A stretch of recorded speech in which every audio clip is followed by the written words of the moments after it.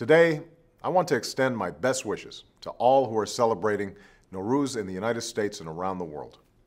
On this New Year's celebration, friends and family have a unique opportunity to reflect on the year gone by, to celebrate their time together, and to share in their hopes for the future.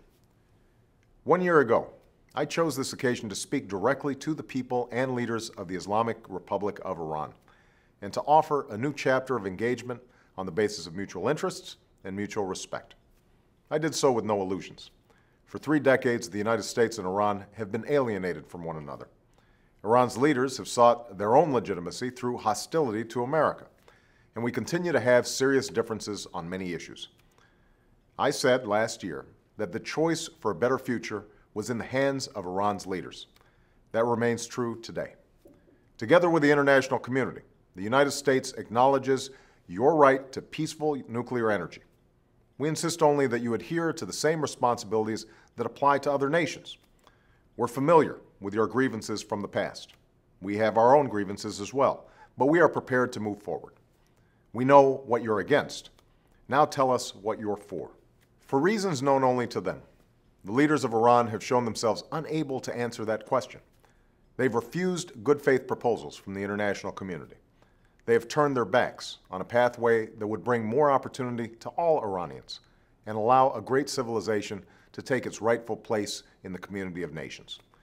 Faced with an extended hand, Iran's leaders have shown only a clenched fist. Last June, the world watched with admiration as Iranians sought to exercise their universal right to be heard. But tragically, the aspirations of the Iranian people were also met with a clenched fist. As people marching silently were beaten with batons, political prisoners were rounded up and abused, absurd and false accusations were leveled against the United States and the West, and people everywhere were horrified by the video of a young woman killed in the street. The United States does not meddle in Iran's internal affairs.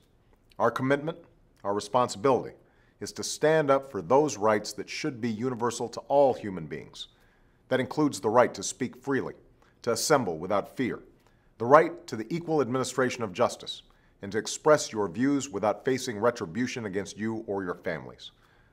I want the Iranian people to know what my country stands for. The United States believes in the dignity of every human being and an international order that bends the arc of history in the direction of justice. A future where Iranians can exercise their rights, participate fully in the global economy, and enrich the world through educational and cultural exchanges beyond Iran's borders. That is the future that we seek. That is what America is for. That is why, even as we continue to have differences with the Iranian government, we will sustain our commitment to a more hopeful future for the Iranian people. For instance, by increasing opportunities for educational exchanges so that Iranian students can come to our colleges and universities, and through our efforts to ensure that Iranians can have access to the software and internet technologies that will enable them to communicate with each other and with the world without fear of censorship. Finally, let me be clear. We are working with the international community to hold the Iranian government accountable because they refuse to live up to their international obligations. But our offer of comprehensive diplomatic contacts and dialogue stands. Indeed, over the course of the last year, it is the Iranian government that has chosen to isolate itself and to choose a self-defeating focus on the past over a commitment to build a better future.